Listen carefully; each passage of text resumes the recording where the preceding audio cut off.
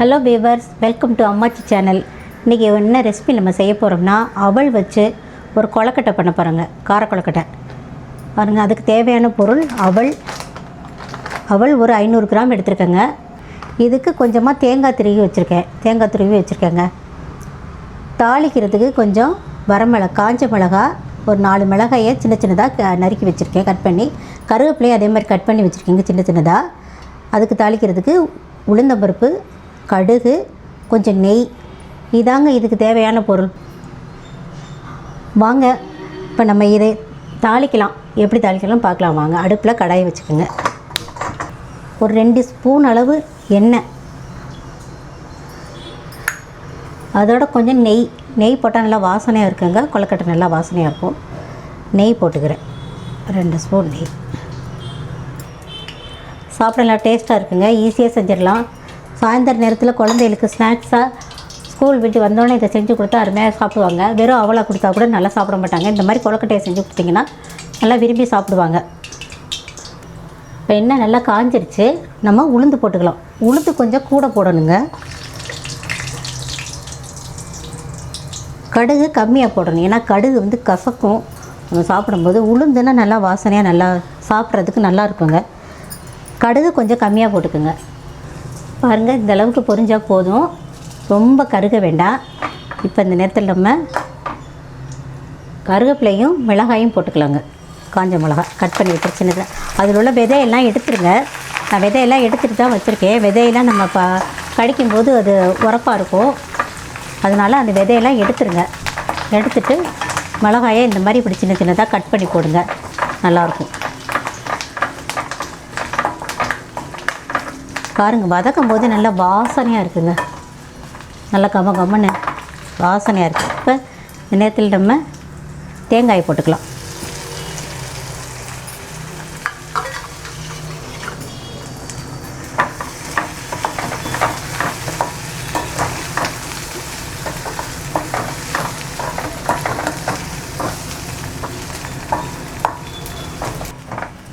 இப்போ பாருங்கள், நல்லா இந்த அளவுக்கு வதக்கினா போதும். இப்போ நம்ம இறக்கிக்கலாம். இப்போ வாங்க, இந்த அவல் நல்லா ஊறிடுச்சு பாருங்கள். இந்த அளவுக்கு நம்ம கை பொறுக்கிற அளவுக்கு, பிணையிற அளவுக்கு இருக்கணுங்க. இப்போ நம்ம நல்லா பிணைஞ்சிக்கலாங்க. இதை ஐஸாக இருக்கிற அவல் வாங்கினோம்னா நம்ம கரைஞ்சிருக்க அது நல்லா இருக்காது. இந்த மாதிரி அவல் வாங்கினா தான் இங்கே பாருங்கள் நம்ம பிணையிறதுக்கெல்லாம் நல்லா வருது பாருங்கள். அவல் சும்மா சாதாரணமாக ஊற வச்சு சர்க்கரையை போட்டு தேங்காய் பூ போட்டு சாப்பிட்றதுக்கு இந்த மாதிரி செஞ்சு சாப்பிட்லாங்க, நல்லாயிருக்கும். இது ஒரு டேஸ்ட்டு தனியாக இருக்குங்க, நல்லா இருக்குங்க, சூப்பராக இருக்குங்க. பாருங்கள், நல்லா பிணைஞ்சிட்டேன். இந்த நேரத்தில் நம்ம உப்பு போட்டுக்கலாங்க. இதுக்கு தேவையான அளவு உப்பு போட்டுக்கலாம். ஒரு ஸ்பூன்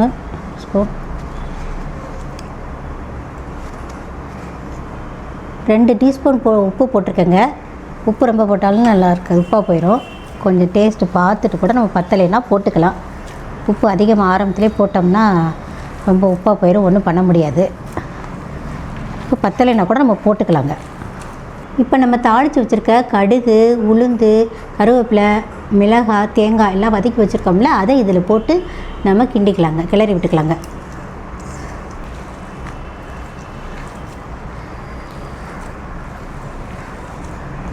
பாருங்கள், இது இப்போ எல்லாத்தையும் கலந்து விட்டுட்டோம். இப்போ நம்ம கொழுக்கட்டையாக பிடிச்சிக்கலாங்க.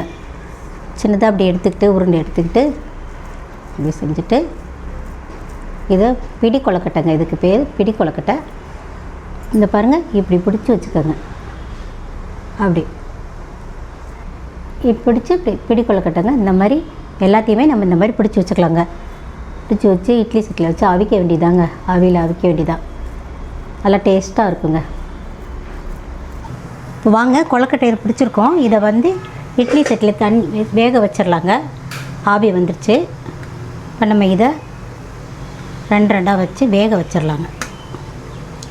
சும்மா சாதாரணமாக தட்டிலே வைக்கலாம். அது எல்லாத்துலேயும் ஒட்டிக்கும், தட்டிலெலாம் ஒட்டிக்கும், நம்ம கழுவ முடியாது. இதை துணியை போட்டு வச்சிங்கன்னா எடுக்கிறதுக்கும் ஈஸியாக இருக்கும், நல்லா வேகவும் நல்லாயிருக்கும். இட்லி சட்டியில் ஒட்டாது, நல்லாயிருக்கும். இந்த மாதிரி துணியை போட்டே வச்சு அவிச்சிருங்க.